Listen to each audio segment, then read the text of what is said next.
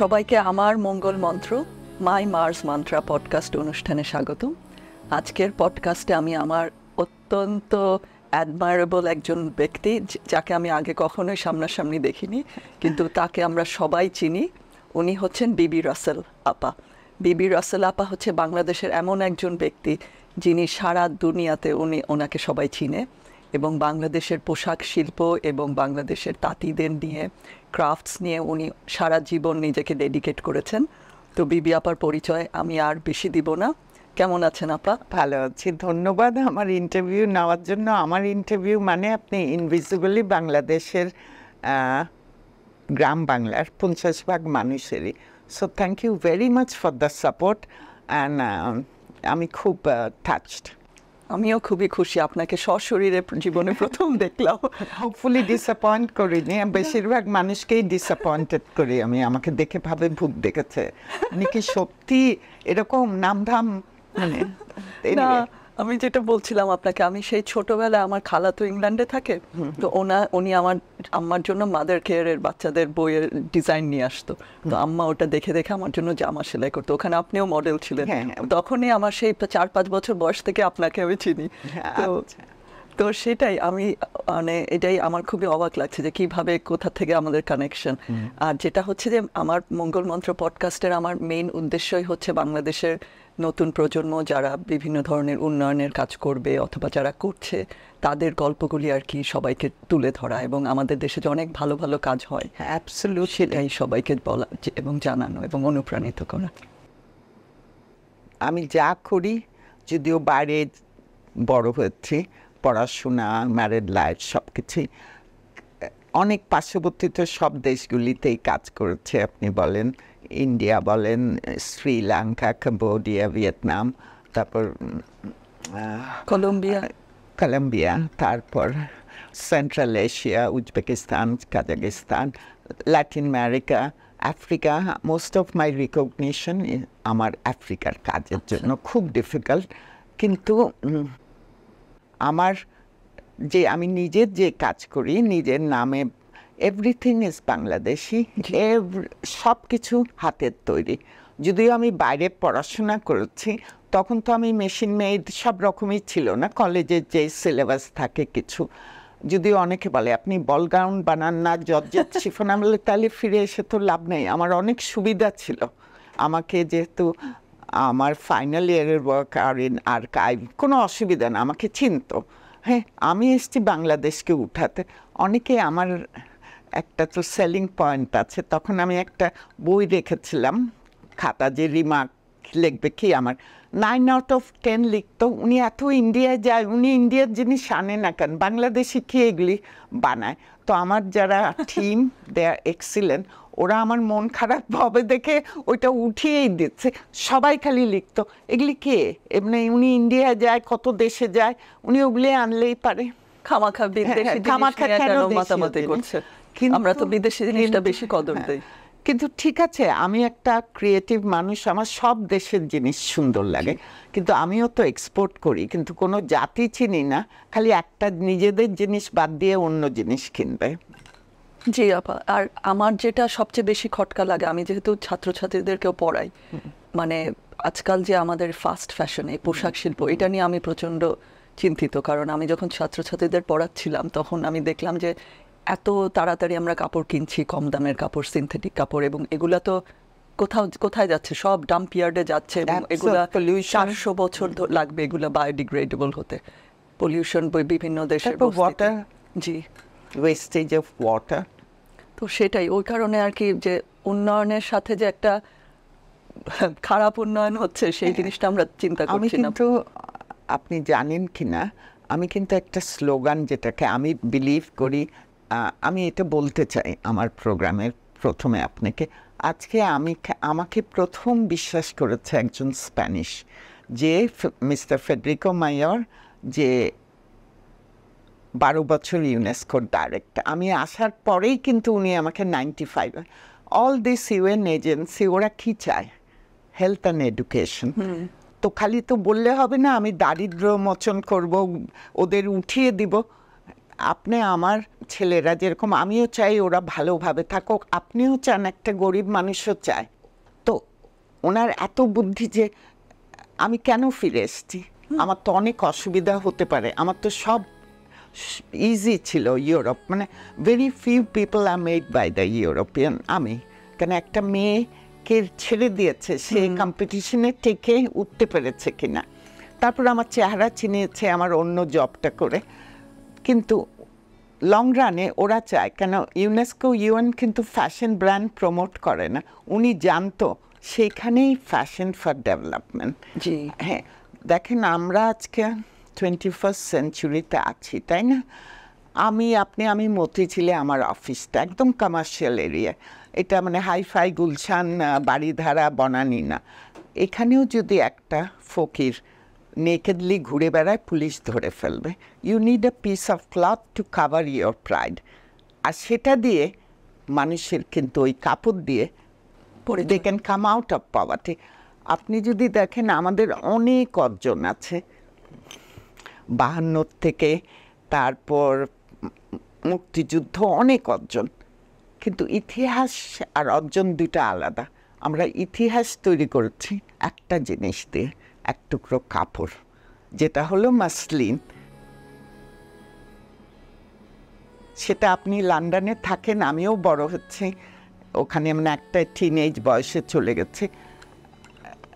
আমরা প্রত্যেকটা পৃথিবীর যে কোনো, এত দূর যেতে হবে না, আপনি ক্যালিকো মিউজিয়ামে যান আহমেদাবাদে, দেখবেন সবখানে আছে। সেই সময় 18th সেঞ্চুরিতে ওরা যদি একটা কাপড় তৈরি করতে পারে 1 মিটার, একটা ম্যাচ বক্সে বা একটা হাতের আংটিতে ঢুকে যায়, আমরা তার থেকে পিছিয়ে যাব না কেন? হ্যাঁ, এরা ছেড়েই দিয়েছে, মার্কেট না পেলে ওরা করবে কেমন করে, ওরাও তো বাঁচতে চায়। জি, এখন আমার ওইটাই চিন্তা যে মানে আমরা যেভাবে আগাচ্ছি পোশাক শিল্প সব কিছু নিয়ে, তো এখন আপনার ভিশনটা কোথায়? আপনি তো অনেক তাঁতিদের নিয়ে কাজ করলেন।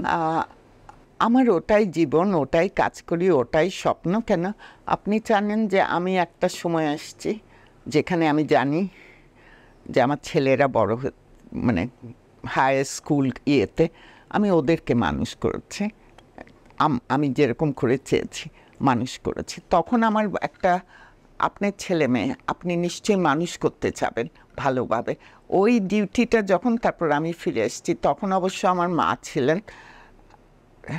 আমি খুব লাকি যে বাংলাদেশে তখন, যদিও ইস্ট পাকিস্তান ছিল, আমি জন্ম নিয়েছি, আমি বাংলাদেশের দেখিনি এমন কেউ নাই। আপনি সঙ্গীত জগৎ বলেন, আর্ট জগৎ, কামরুল হাসান ভাই, জয়নাল আবেদিন ভাই, আর সবাইকে দেখেছে, কিবরিয়া ভাই, লেখক সমিত বলেন, পলিটিশিয়ান বলেন, সবাইকে দেখে বড় হচ্ছে। আমাদের সময় তো আমরা নাচ গান সবই শিখতাম। আমার মা আমাদের স্কুলে নিয়ে যেতে হতো না। আমার বাবা, যেহেতু আমার বড় ভাই দার্জিলিংয়ে পড়েছে, আমার বাবা একদম চেতেন মেয়েরা বাংলা, মাও চেতেন বাংলা। আমি কিন্তু কামরুন্নেসার থেকে ম্যাট্রিক পাস করা। হ্যাঁ, আমরা তো ওল্ড ঢাকায় বড় হয়েছি, তখন র্যাঙ্কিন স্ট্রিট, তারপর ওই সব জায়গা তো অনেক ছিল। আমার মা কিন্তু বসে বসে আমাকে নিয়ে যেতে হতো না, তখন আমরা ফ্রিলি যেতাম। হ্যাঁ, একটা স্বাধীনতা। আরেকটা জিনিস যে এইখানে এমন একটা দেশে জন্ম নিয়েছি যে আমাকে স্বপ্ন দেখিয়েছে। আমি তো অভাবে বড় হইনি, বললামই তো। তো আমাদের বাসায় তখন কি হতো, ফেরিয়ালা আসতো, মাছ আসতো, সবজি আসতো, সব আমি ওদেরকে দেখতাম। যে সুন্দর লুঙ্গি, গামছা, শাড়ি জিজ্ঞাসা করতাম, বলতো এই পাশের তাঁতিরা করে দিয়েছে। আমি আমার বাবা মাকে খালি পিছনে লাগতাম। আমার তো পেন্সিল আছে, রং, ওরা আমার থেকে ভালো করে। আমরা কিন্তু 3 বোন, 3 বোনই কামরুন্নেসায় পড়েছে, আমার বড় একজন, ছোট একজন। দে এক্সিলেন্ট ইন স্টাডিজ। আমার বড় বোন 7 বছর বয়সে ডাক্তার হতে ছিল, শি ইজ ইন লন্ডন। আরেকটা ইন্টারন্যাশনাল রিলেশনে পড়ে, সোবনে পড়ে প্যারিস, কিন্তু ফেল করতে চেতাম না। ছোট বোন বড় বোন ভালো, কিন্তু আমি খুব লাকি ছিলাম। ধরেন 6টা প্রশ্ন প্রিপেয়ার করতাম, পড়াশোনাই করতাম না। দুনিয়া ছোটোবেলার থেকে সেলাই, আমার 10 বছর বয়সে একটা সেলাইয়ের মেশিন আমার বাবা কিনে দিচ্ছে, যে আমি খ্যান খ্যান করতাম, মারটা পছন্দ হতো না, ওই 2 বোন খুশি। কিন্তু লাকি ছিলাম 5টা আমার কমন পড়তো। তো আমি কোনো রকমের সেকেন্ড ডিভিশনে পাওয়া মেয়ে, মানে 1-2 নাম্বারের জন্য সেকেন্ড ডিভিশন পেয়েছি, পড়তামই তো না। কিন্তু টিচাররা, আমি খুব লাকি ছিলাম যে টিচাররা বকতো না। এই যে শিক্ষকের কাছে, পরে হোম ইকোনমিক্সে গিয়ে তো আমার টিচার সিদ্দিকা আপা, হুসনা বানু খানম, সিদ্দিকা আপার এই গল্পটা বলতে চাই। ওনার তো মারা যাওয়ার আগে যখন 80 ইয়ার্স হলো জন্মদিন, খুব আদর করতেন, তো লিখে কিছু দেশে, তারপর বলে তুমি আসবা স্পেশ। আমি বলি আপা আপনার ফার্স্ট ক্লাস ফার্স্ট স্টুডেন্ট আছে, আমাকে তো উনি বলতো তোমার মতন স্টুডেন্ট পাওয়া ভাগ্য। আমি দেখতাম কততে পাস করব। তারপরে তো টিচাররা দেখেন কোনো দিন আমাকে বকেনি যে তুমি কেন ফাঁকি দাও, দেখতে বুঝতে পারতো যে আমি হুসফুস করছি। তো এটা আজকালকার দিনে খুবই ইম্পর্টেন্ট, খুবই ইম্পর্টেন্ট। একটা টিচার কিন্তু বুঝতে পারে আমাকে। আমি কত ছোট বয়সে ওয়াহিদুল চাচার, সঞ্জিদা চাচির ওয়াহিদুল চাচার লেখাই আছে ছায়ানটের, তখন আমি সব গুলি করে দিতাম, আঁকতে টাকতে সব, পড়া ছাড়া সবই করতাম। মানে পড়াটা করতাম, ফেল করতে চেতাম না, এর জন্য যে আমার বোনরাও খুব ভালো স্টুডেন্ট। তো এটাই বলতে চাই যে আমার দেশ বাংলাদেশ আমাকে স্বপ্ন দেখিয়েছে, সেটাই আমি আবুল কালামজির খুব ভক্ত, আমাকে খুব আদর করতেন ইন্ডিয়ায়। তো স্বপ্ন দিনের বেলাও আমার স্বপ্নটা আমার সঙ্গে বেড়ে উঠেছে, কেন আমি বাইরে, কেন আমি এরকম। তারপর যখন মেন্টালি অ্যান্ড ফিজিক্যালি আমি চিন্তা করলাম একটা পরিবেশে আমার লাইফস্টাইল, ওগুলি সব বাদ দিয়ে জিরোর থেকে শুরু করতে পারবো কি না, এই শক্তিটা নিয়ে এসছি আমি একদম, যে এটা করব। আরেকটা জিনিস, এটা গুলজার সাহেবও লিখেছে, আমি একটা প্রোগ্রামে ছিলাম যে গুলজার খুব, তো উনি তো ছোটোখাটো, ওনাকে চেয়ার দিয়েছে বসতে, তো ওনার চেয়ারটা এরকম উঁচা না, আমাদেরও তো মাটি, তো উনি সুন্দর করে বলছে মাটি না ছুলে আমরা কি বুঝবো। আমি এরকম ঘরে জন্ম নিয়েছি, আমার বাবা মা আমাকে মাটি ছুঁতে দিয়েছে। মানে আপনি চিন্তা করতে পারেন না, আমার বাবার ডাকনাম সবাই চেনে সিধু ভাই বলে, মার ডাকনাম রোজবু বলে। চিন্তা করেন যে সেই সময় আমার বাবা মা আমাকে করতে দিয়েছে, অথচ আমিও এমন কাজ করিনি যেটাতে আমার বাবা মা কোনো লজ্জা হবে বা কিছু হবে। আমার বাবা যখন বলতাম ছোটবেলার থেকে লম্বা এরকম ছিল, মানুষ বলতো কী করে ও আবার দর্জিকে, আমার বাবা মা আমাকে বলতো তো চোখের দিকেই তাকায় নেই।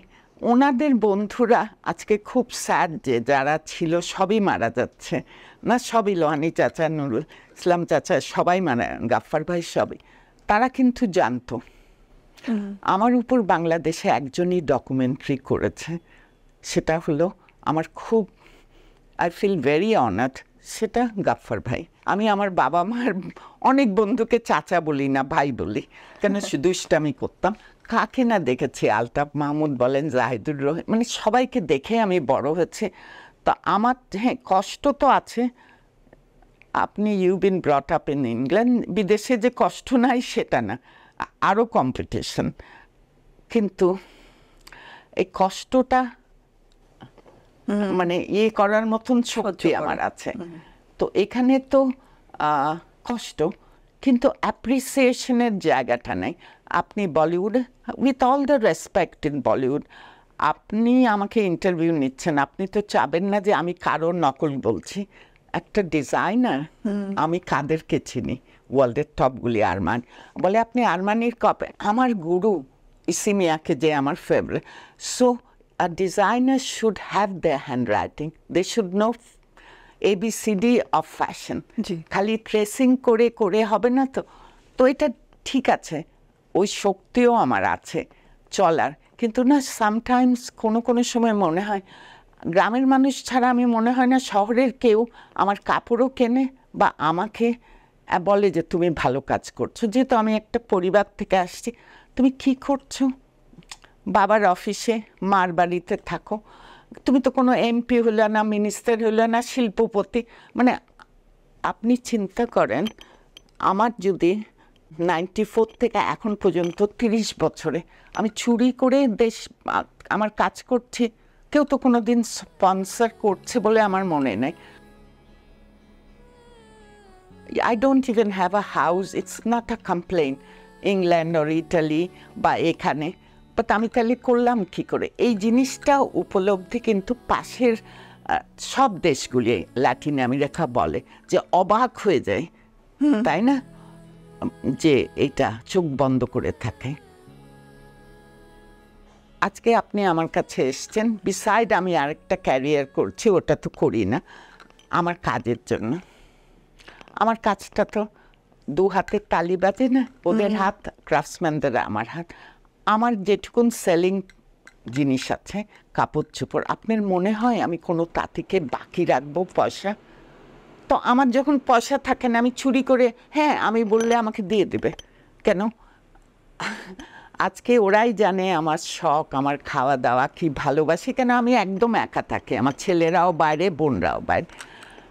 ওদের খেয়ে বাকি রেখে আমি, আপনি বাদ দিয়ে দেন ওটা মডেলিংয়ে রেখে, এটার জন্যই তো এসছেন কেমন করে? তো ওদের নিশ্চয়ই আমার প্রতি সেই ট্রাস্টটা আছে। আর আরেকটা জিনিস আমার কাজে যেটা আমি রিয়েলাইজ করেছি, আমি প্রথম থেকেই করি, I really respect human dignity, that's number one. একটা গরিব মানুষেরও ডিগনিটিটা আছে, আপনি কেড়ে নেওয়ার কোনো ইয়ে নাই, আপনি নেবেন কেন? তাইলেই দেখবেন ম্যাজিক কী করতে পারে ওরা। আপা, আপনি এই কথাটা ঠিকই বলেছেন। আর যেটা হচ্ছে যে আমার মনে আছে যে 90-এর দশকের শুরুর দিকে, 90-এর দশক বা 2000-এর শুরুর দিকে আমার মনে আছে, আমরা যখন গ্রামে কাজ করতাম, বুয়েট থেকে আর্কিটেকচার পাশ করার পরে, তখনও আমরা এসব গামছা কিনতাম গ্রামে, যে গামছাগুলি এত সুন্দর কালারফুল প্যাটার্ন, ওগুলো দিয়ে আমরা নিজেরাই কামিজ বানাতাম। কিন্তু এখন যেটা হচ্ছে যে মানুষের কিন্তু একটু একটু আইডিয়াটা এসছে, যে সচেতনতাটা, আমাদের দেশেরও অনেক সুন্দর সুন্দর ফ্যাশন আছে, হ্যাঁ তাই না? আমাদের নিশ্চয়ই আছে, কিন্তু আপনি দেখেন ওটা আবার সুপারফিশিয়াল অনেক সময়। না, আমার কাজ আপনি দেখেন, আমি যে দেশগুলির নাম বললাম, এরা তো অনেক, ইন্ডিয়া তো প্রত্যেকটা স্টেটই কত জিনিস আছে, কেন আমাকে ডাকে? সেটাই, এটা অবাক। এবং ওদের তো কেন অনেক ফ্যাশন ডাকে একটা ডিজাইনার আছে। জিনিসে? আমার যদি বাংলাদেশে এই জিনিসটার দাম 10 টাকা হয়, সবই কিন্তু বাংলাদেশে, আমি কোনো ইম্পোর্ট করছি না, মিনিমাম 9.5 দেশে থাকে, ওরা আমাকে নিয়ে যায় হলো আমার এই বুদ্ধিটার জন্য। আমি যদি চায়নার থেকে আনি, প্যারিস থেকে আনি, আমার তো পয়সা দিয়ে দিতে হবে। সো আমি গিয়ে প্রথমে দেখি লোকাল ইনগ্রিডিয়েন্টস কি আছে, কোন জায়গায় কি, তাই না? আজকে অনেকেই আমাকে ফোন করে, নাম টাম বলবো না, ওই জায়গায় কি আছে, হয়তো বড় চাকরি করতেছে, ওই জায়গায় কি পাওয়া যায়। আমি বলছি, শুনেন, আমি কিন্তু নিজের পেট্রোল খরচ করে গিয়ে তোদের সঙ্গে থেকে আমি কেন আগে বলে দিতাম? আমি বলছি, আপনি যান না কেন? বলে, না, একটা রিপোর্ট লিখতে হবে। আমি বলছি, লিখেন। আমি এখন এই নাটা বলা শিখেছি। আমাকে তো বলে না, তোমাকে নিয়ে যাব, প্লেনের ভাড়া দেব, তো সবাই বসে বসে লেখে, আমিও শুনি, এই গ্রামে গেছে, ওই গ্রামে গেছে, আপনি জিজ্ঞাসা করবেন, ওরা সবই বলবে। এখন যেমন আমি যাচ্ছি না, আমি নিজেই বলছি। তো বাংলাদেশে আপনি জানেন না, আমি এখনো চঙ্গের প্রথম স্টেপেও না। মানুষ বলে যে এত হাজার বাঁচিয়েছে, আমার মুখ দিয়ে শুনবেন না। অনেক পুরস্কার আছে, যেমন একটা দেশের সবচেয়ে বড় পুরস্কার দিতে হলে ওরা কিন্তু ওদের লোক পাঠিয়ে দেয়, মিডিয়া। তো আপনি গ্রামে যাবেন, বাংলাদেশের গ্রামগুলি তো অনেক পপুলেশন না, একটা তাঁতির পাশেই হয়তো একটা কৃষক আছে, হ্যাঁ, সে খেতে কাজ করছে, তাঁতি। তো অনেক সময় ওরা আমাকে জিজ্ঞাসা করে, আপা এটা কি? আমি তো চোখ বন্ধ করে থাকবো না, এত সময় আমি দেশে গিয়ে কি করি, আমার তো এইটুকুনি। হ্যাঁ, বা আমার একটা রিকগনিশন আছে যেটা আমার খুব ভালো লাগে, সেটা হলো UN এর একটা art day, art day, I am the ambassador for designer for the art. কেন, ওরা দেখেছে তো দেখলাম, কারো কারো বদ অভ্যাস থাকলে, আমিও জানি বাংলাদেশি বা যে কোনো দেশে, সেই বদ অভ্যাস যদি আপনি চেঞ্জ করতে চান, আপনার অনেক সময় লাগে। আমরা দেখেন এমনি কিনছি না, কেমিক্যালি ফ্রুটস, ভেজিটেবল, তো কী করে কেমিক্যাল ইউজ করে, ক্ষেতের মধ্যে দিয়ে দিল পানি। তো আমি বলি, ঠিক আছে, মানুষের স্কিন কিন্তু অনেক ইম্পর্টেন্ট, আপনি 10 টাকার জায়গায় 12 টাকায় বা 15 টাকায় করেন, হ্যাঁ, কিন্তু ফেলছেন কেন? তারপরে আবার যাই, কয়েকদিন পরে গিয়ে দেখি ঠিকই ফেলছে, ও না ফেললো আরেকটা বউ ফেলছে বা বাচ্চা ফেলছে। তো আমারও কিন্তু through my work education and health I want, যার জন্যই আমার রিকগনিশনগুলি, বুঝছেন। ফ্যাশনের জন্য তো আছেই, কেন আমি এমন একটা কলেজে পড়েছি, অনেক বড় বড় মানে মানুষ জানে আমি মানে স্টুডেন্ট এগুলি, কিন্তু কী করছি, আমি গিয়ে বসেই থাকি। হ্যাঁ, তারপর এখন দেখবেন হ্যান্ডলুমের জায়গায় পাওয়ারলুম, ঠিক আছে, মেশিন মেড চলে আসছে। ধরেন এটা 100 টাকা, আপনি যদি এটা পাওয়ারলুমে করেন তাহলে চলে আসবে 50 টাকা, আপনি যদি মেশিনে করেন চলে আসবে 30 টাকা। সবাই তো আমার মতন না, আপনি ওদের বুঝাবেন। আর সুতাগুলি সব সিনথেটিক। আর এখন আপনারাও দেখেন, আমিও দেখি লোকাল সোশ্যাল মিডিয়াতে চায়না ওপেন মার্কেট চলে আসছে, ইন্ডিয়া ওপেন মার্কেট। তো আপনি পারবেন, ইন্ডিয়া না sorry Pakistan make the best cotton. তো আপনি আমি কে কিনতে যাবে ধুদলে? আবার এইসবের চিন্তায় আমি মনে করি আমি জীবিত অবস্থায় আর উঠাতে পারবো কিনা। You need finance. আমি অনেক রিসার্চ টিসার্চ সবই তো থেমে গেছে, কিনবে কেন, তাই না? আচ্ছা আপা, বাংলাদেশে তো ফ্যাশন ডিজাইনিং এর স্কুল আছে, প্রতিষ্ঠান আছে, অনেকগুলি আছে। ওখানে কি এ ধরনের কোনো জিজ্ঞেস করেন, আপনাকে বলবো গিয়ে দেখেন কারা শিখায়। আমাকে, আমি বিবি রাসেল, একটু নামধাম আছে, আপনি গিয়ে আমাকে বলবেন উনি গিয়ে ম্যাথস শিখাক। আচ্ছা, অন্য বিষয় আপনারা ইন্টারভিউ নেবেন, আচ্ছা, তাই না? কিন্তু আমি এটুকুন আপনাদের বলতে পারি, অফকোর্স যেহেতু ছেড়ে দেওয়ার মেয়ে না, বাংলাদেশ তো এখানে উঠবেই, উঠে আসবে হলো middle class, lower middle class, সাধারণ ঘরের ছেলে মেয়েরা। অ্যাবসুলুটলি সব কিছুতেই দেখেন ওরাই, 52 থেকে দেখেন 71 পর্যন্ত দেখেন এরা, বুঝছেন। কেন এদের আমার প্রতি, এরা আমাকে বলবে না, যদি বলে আপা একটু বলিউডের কাপড় বানাচ্ছে, ঠিক আছে তোমাদের জন্য বানাবো, কিন্তু এরা অ্যাপ্রিসিয়েট করে আমাকে। যারা আগে দেখেছে এখন বলে যে আপা, আমি নিজের, এটা কমপ্লেন না ভাই, আমি নিজেই বলছি, ধরেন বাংলাদেশের আপনি যে কোনো বাসায় যাবেন, আপনাকে অনেক কিছু দিয়ে, মাছ মাংস দিয়ে খাওয়াবে। আমি ইন্ডিয়াতে আর অনেক দেশে কাজ করেছি, বিশেষ করে রাজস্থান আর কিছু অঞ্চলে নর্থ ইস্ট, দেখেছি ওরা রুটি খায়, একটা সবজি, ভাত আর একটা সবজি। আমি কিন্তু কত বছর হয়ে গেছে নিজের জন্য না মাছ কিনি না গোশ কিনি। আমার থিম আমার হলো এক্সিলেন্ট। ওরা বলে আপা আপনার শরীর খারাপ হয়ে যাচ্ছে কেন? আমার এইটুকুন পয়সা দিয়ে কিন্তু আমি তো গ্রামের লাইফ, ওদের সঙ্গে আমার জীবন, তাই না? আমি দেখি কোনো একটা ঘরে আমার মতন একটা মেয়ে, তাই না? আমার বাবা মা আমাকে করেনি, যার জন্য দুনিয়া যদি আমাকে কুৎসিত বলেছে, আমার এক কান দিয়ে ঢুকেছে, এক কান দিয়ে বের হচ্ছে। যেহেতু বাসায় আমাকে কখনো এগুলো বলেনি। একটা মেয়ে, গরিব মেয়ে, 3টা বোন আছে, হয়তো বড় বোনটা আমার মতন কালো, এরকম, সারাক্ষণ বাবা মা বলতেছে এরে বিয়ে দিব, যতই বলে ডায়েরি নাই দিতেই হয়, বুঝছেন। ওকে বিয়ে দিতে অনেক পয়সা লাগবে, এইটা লাগবে ওইটা লাগবে। অন্য 2টা বোন হয়তো ফর্সা, দেখতে সুন্দর আপনার মতন। তাহলে তো আমি ওদেরকে বলি যে আপনারা বলেন, দেখেন ওদের তো শুনছেই না। গ্রামে তো একটা বাড়ি আরেকটা বাড়ি, আর মেয়ে মানে যদিও বলে 18 বছরের বিয়ে, 16 বছর হইলেই বাবা মারা পার করে দিতে চায়। তখন আমি জানি বাবা মার আমাকে পছন্দ। আমি বলছি আপনি কেমন করে জানেন আপনার মেয়ে আমার থেকে? আমি পড়াশোনা করাবো, বলে তো দেই, হ্যাঁ বলে দেই। তারপর তো টাকাটা তো জোগাড় করতে হবে, তখন নিজের থেকে কাট করি, বুঝছেন। কেন এটা তো সম্ভব না, এটা তো সম্ভব। হ্যাঁ, আপনাকে কে দিবে? আমি যদি আপনাকে বলি আমাকে 2000 টাকা দিবেন, আপনি ফিট হয়ে যাবেন। কি যে আমাকে বানিয়ে রেখেছে, আমি কিন্তু একদম একটা নর্মাল লাইফ লিড করি। আমার মার গাড়িতে ইউজ করি, সে কত পুরানা গাড়ি, বৃষ্টি হলে তো অবস্থা। আবার পাবলিক ট্রান্সপোর্টে আমাকে ধরে, বুঝছেন। যাই হোক, এগুলি কথা বলতে চাই না, কিন্তু অনেক সময় ভাবি যে কার কাছে যাবো। আর আমি এনজিও রেজিস্ট্রেশন না, ফন্ডও দিতে পারি না, বোনরা দেয়, বোনরা তো অনেক হেল্প করে। তো ওরকম মানুষকে না আমি ভাবি, আমাকে যদি বলতো বাইরেও বলতো আরে তুই লম্বা জিরাফের মতন দেখতে, এরকম ছোট ছোট দাদা।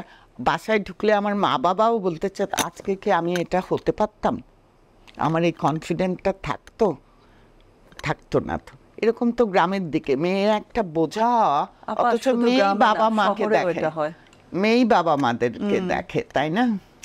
এটা যে এত খারাপ লাগে আমার। সেটা এত বছর পরে ওই জিনিসটা এখনো রয়ে গেছে। মানে যতই বলুক, আমি কিন্তু একবারও শহর বলছি না, আমি গ্রামের কথা বলছি, যাদেরকে আমি চিনি। সেটাই খুবই দুঃখের কথা, দুঃখজনক আসলে।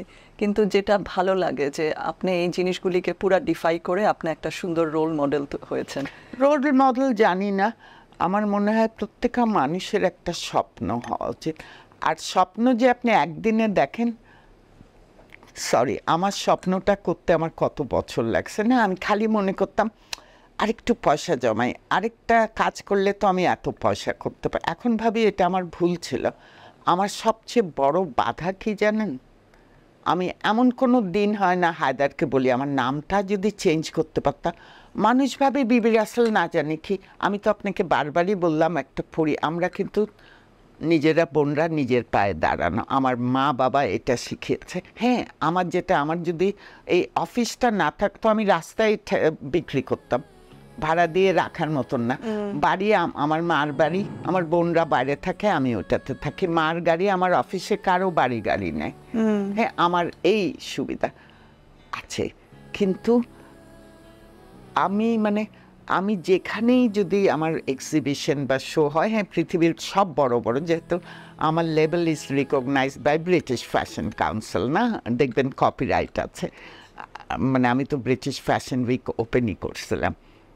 কিন্তু আমি যেখানে এইটুকুন দেখাই মানুষ চমক হয়ে যায়। মানে বাংলাদেশ, এক কথায় কিন্তু মানুষ হ্যান্ডলুম বললে আমার নাম চলে আসে, যেহেতু সবগুলি দেশে কাজ করছি, সবগুলি দেশের নাম আছে, ওরাও বলবে, ওদের ডকুমেন্টেশনও আছে। তো কি এইটুকুনি বুঝে না যে এদের কি অভাব পুঁজির। আমি এখন এসে বুঝছি আমারও অভাব। কেন এতদিনে আমার না কোনো বাড়ি আছে না, হ্যাঁ আমি এগুলি পড়ি, এগুলি কমপ্লেন না, আমারও নাই যে আমি বিক্রি করব। এই পুঁজিটা এদেরকে যদি দেওয়া হয়, এটাকে মনিটর করবে যে ঠিকভাবে পয়সা দিলাম, গিয়ে আমি একটা টেলিভিশন আর কানের সোনার দুল বানালাম না। ওদেরকে বুঝতে দিবে you can use that money to make revolving fund. জি। তো আপা, আপনার ভবিষ্যতের স্বপ্ন কি? আমার অনেক স্বপ্ন তো পূরণ করেছে। না, আমার একটাই স্বপ্ন, I want to show the beauty what I have seen since my childhood. হ্যাঁ, not the misery, বন্যা, ফ্লাড, পলিটিক্যাল। আমি বিদেশে ছিলাম, আমি ইটালিতে যখন ছিলাম বার্লুস্কোনি সব ধরে নিয়ে গেছে। কান্ট্রি তো সাস্টেইন করছে, তাই না? আপনি ধরেন যারা কারাপশন করেছে সবগুলিকে দেন, কিন্তু দেশ তো দাঁড়িয়ে থাকবে না, তাই না? আর আমি মনে করি, আমি যে বললাম আপনাকে, আমার টিচাররা তো আমাকে অনেক বকতে পারতো, আমি তো 1 নম্বরের ফাঁকিবাজ।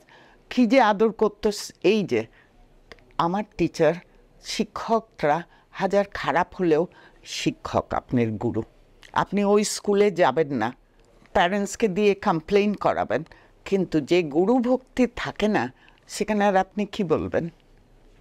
আপনি কমপ্লেইন করবেন, ঠিক আছে আমার ভাল লাগে না, ওই টিচারের সঙ্গে আমি আর ক্লাসই করবো না, কিন্তু আমার কোনো রাইট নাই ওকে ধরে পিটানের।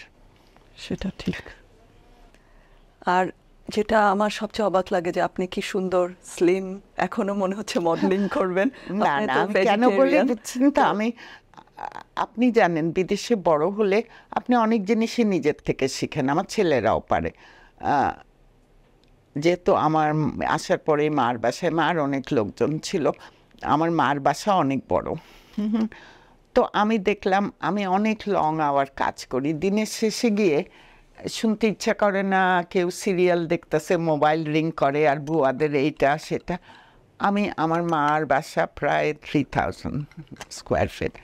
আমি অনেক সকালে উঠি, আমার রাতে গিয়ে পরিষ্কার করতে ভালো লাগে, নিজের জন্য একটা স্যান্ডউইচ খেয়েও থাকতে পারি, আমি ওগুলিই করি। আর গ্রামে গেলে, আপনারা যারা বাংলাদেশের গ্রামে গেছেন, আমি যেগুলি এলাকায় যাই ভিতরে, আপনি গাড়িটা এক জায়গায় রাখেন, কিংবা আমি ট্রেনে গেলে তারপর আপনার হেঁটে হেঁটেই যেতে হয়, আপনি গাড়ি করে যেতে পারেন না। সো অনেক অ্যাক্টিভ থাকি আমি। আর এটা তো একতলা, আমি হার্ডলি কোনো লিফট ওরকম জায়গায় যাই না। হ্যাঁ, অনেক নিজের কাজ নিজে করি, অ্যাক্টিভ থাকি, তার জন্যই। খুবই ভালো লাগছে।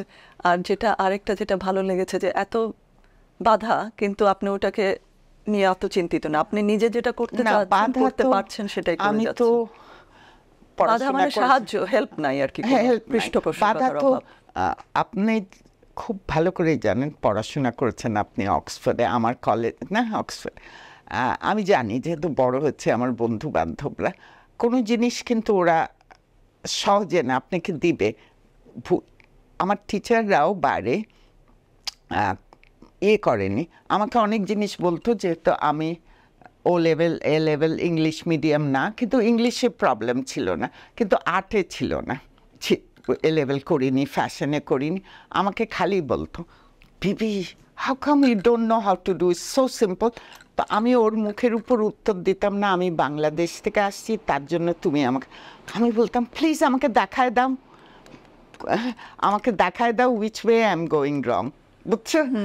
ও দেখায় দিত। আমার যে design teacher, he is now 95, আমাকে এখনো লেখে যে আমি জানতাম তুমি হবে।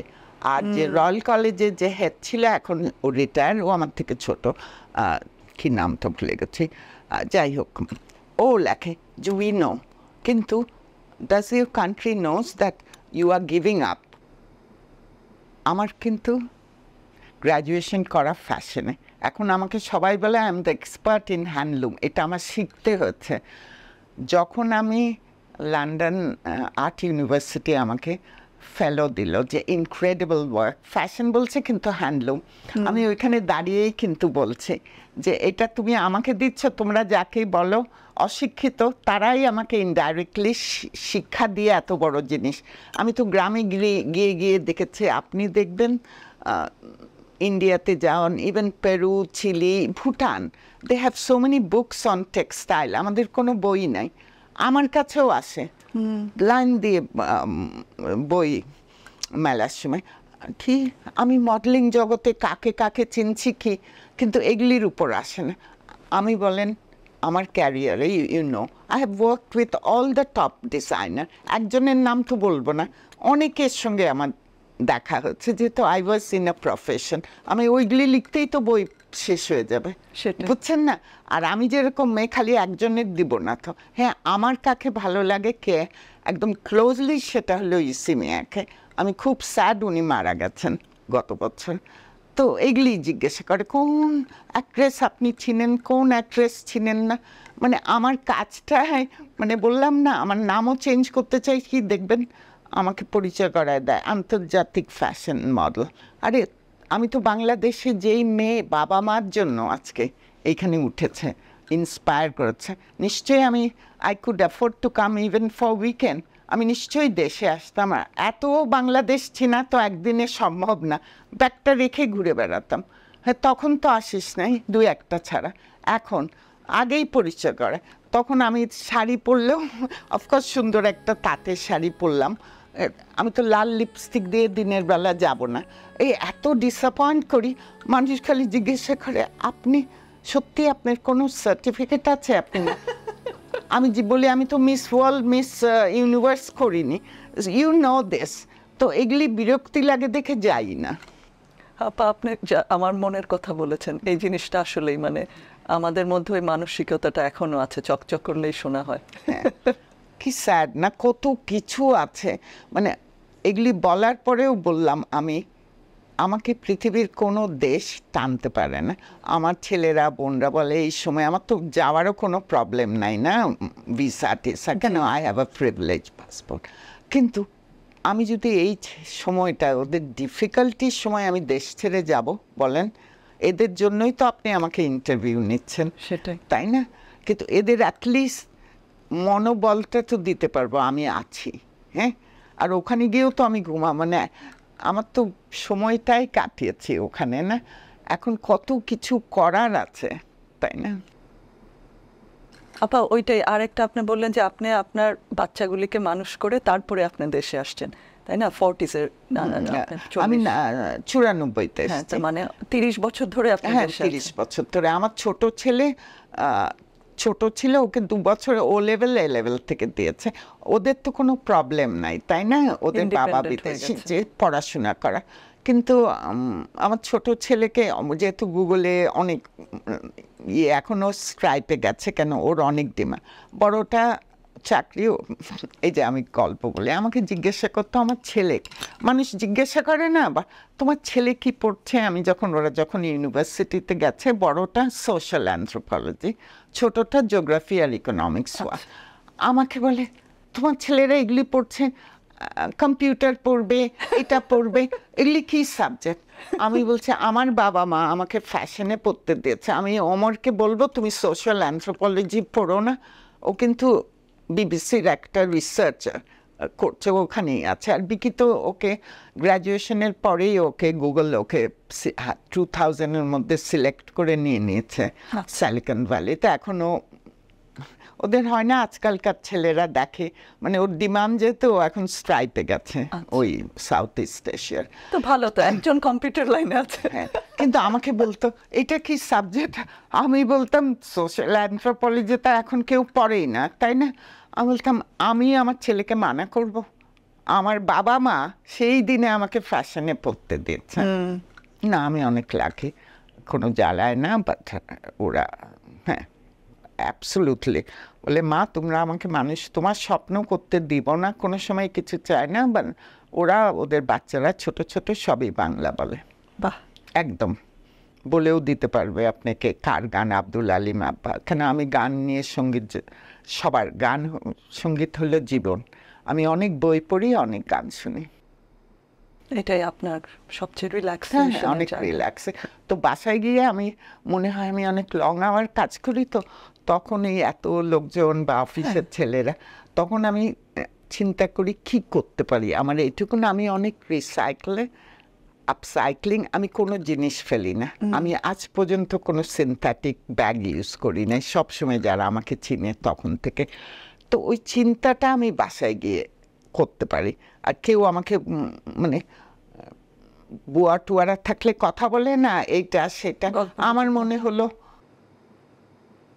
ধরেন আমার মনে হলো আমার খেতে ইচ্ছে করতেছে না, আমি টোস্টার একটা অমলেট বানান, এইটা কেন খাবেন ভাতরা, মানে আমি সারাক্ষণ অনেক মানুষের সঙ্গে থাকি, সারাক্ষণ প্রবলেমটা ওইটা আমার করতে, মানুষকে বললেও বুঝতে পারবে না। বলি কিছুদিন আগে একজন একটা কাগজ দিবে আমাকে, বলছে আমার তো কাছাকাছি গুলশানে, বলছে ঠিক আছে, আমি বাসায় ঠিক অত বলি না। বাসায় এসছে তো, যেহেতু আমি একটা বাঙালি মেয়ে, আমাদের সময় তো আমরাই চা নাস্তা দিতাম, তা আমি ওনাকে বলছি আপনি বসবেন একটু, বলে বসতে পারি, আমি পানি দিয়েছি যেটা সঙ্গে সঙ্গে দেয়। তারপর বলছে আপনি চা কফি কিছু খাবেন, বলছে হ্যাঁ কফি আছে, আমি বলছি আছে। আমি অনেক, তো বসেন।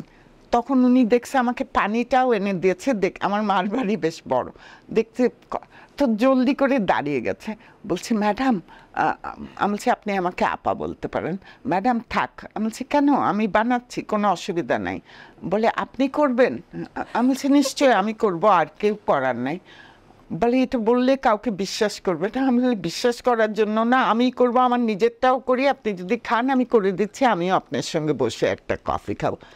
অবাক হয়ে যায় যে আমি গিয়ে করছি, এটা তো কমন একটা জিনিস না, বাইরে সবাই পারে, ছেলে মেয়ে সবাই রাঁধতে পারে।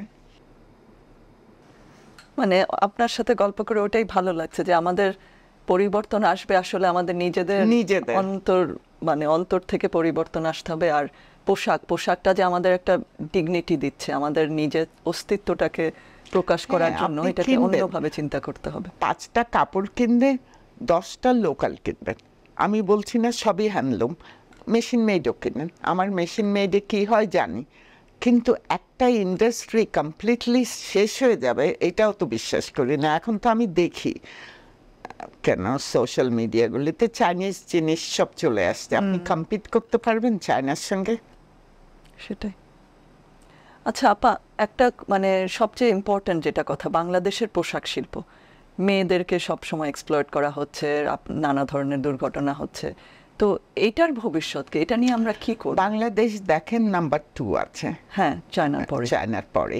কিন্তু আমি সবসময় ভাবি আমি তো এত এত হাজার মেয়েকে চাকরি দিতে পারবো না একটা ইন্ডাস্ট্রি, কিন্তু আমার নিজে হলে আমি বললাম না, আমি আমার বোনরা পাগল হয়ে যায় যে তুই সব জিনিস কেটে দিছিস নিজের থেকে। হ্যাঁ, আমি আমার অনেক ফাইন্যান্সিয়াল ডিফিকাল্টি মোমেন্টে যাচ্ছি, কিন্তু তবুও কেউ তো আমাকে যদি আমি অনেক বড় বড় মানুষকে চিনি, বললাম তো দিলে একদম অবাক হয়ে যাবে, ভাবে ফকির নেই, তার থেকে চুপ থাকে।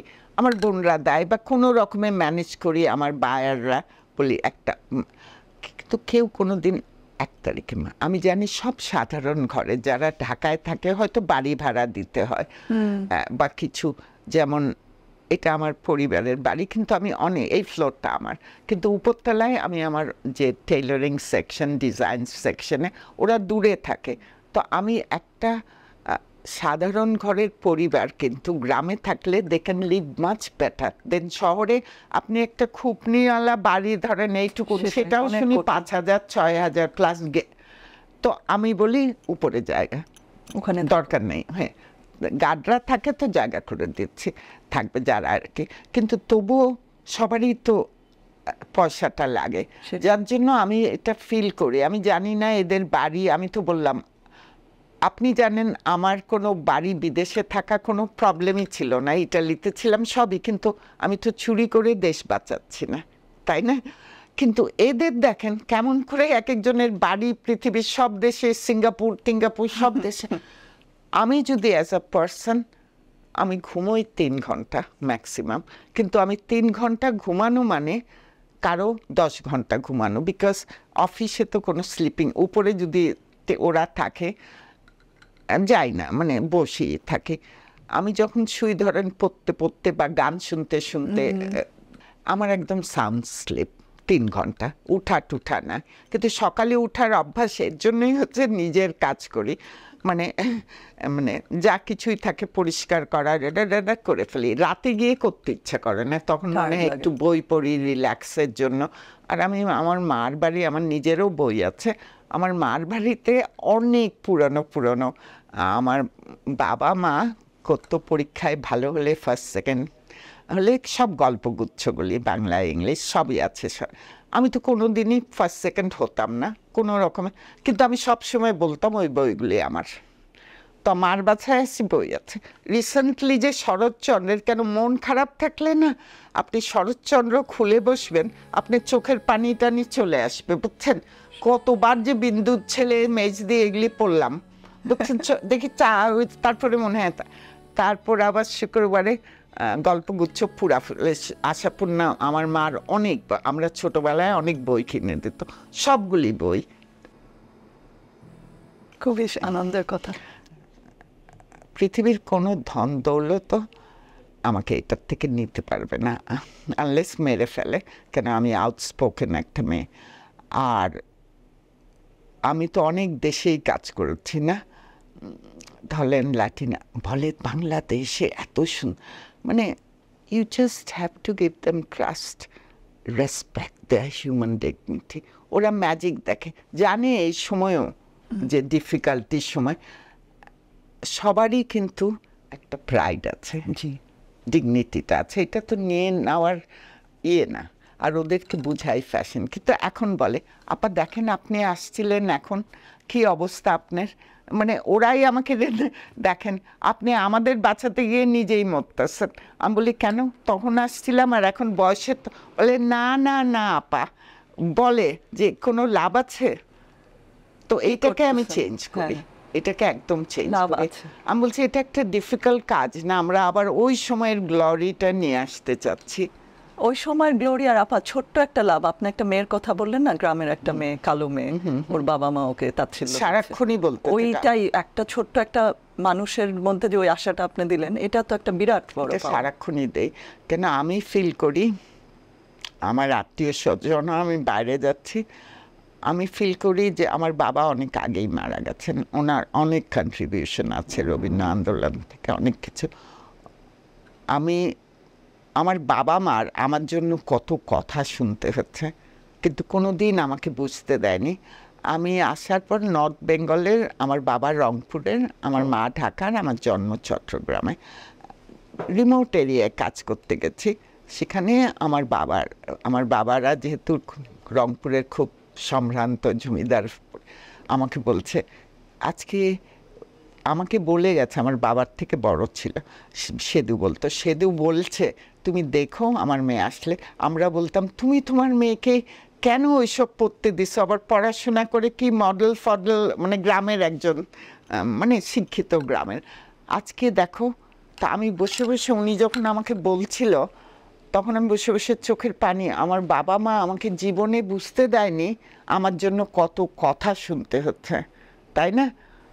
সেই কিন্তু আমার বাবা না হয় এইসব মানুষদের শুনেছে, গ্রামের মানুষরা তো খামাখাই বলে একটা মেয়ের একটু 18 বছর হয়তো পড়াশোনা করছে, কবে বিয়ে দিবে, আর সুন্দর না হলে তো গেছে, কোনো ভবিষ্যৎ নাই। ঠিক আছে আপা, আর কিছু, আর কোনো? না, আমি তো চাবো আপনারা সবাই দোয়া করেন যাতে আমার শক্তি, আমার সবচেয়ে বড় জিনিস হলো আমার শক্তি। আমার মনে হয় যে এই শক্তিটা আমার টিম, গ্রামের মানুষ দেয়। কিন্তু সত্যিকারের শিক্ষিত সমাজ যারা আমাকে চিনে, আমি কার সঙ্গে কম্পিটিশন করতে আসছি ভাই? আমি তো কম্পিটিশন তো ওইখানেই করে এসছি, তাই না? কম্পিটিশন করে আসলে নিশ্চয় একটা হাইফাই বাড়ি, হাইফাই গাড়ির 5টা বুটিক রাখতাম। আমি তো এসছি, আজকে আমার মডেলিং ক্যারিয়ারেও যদি এক ফোঁটা সাকসেস থাকে, I owe this to Bangladesh.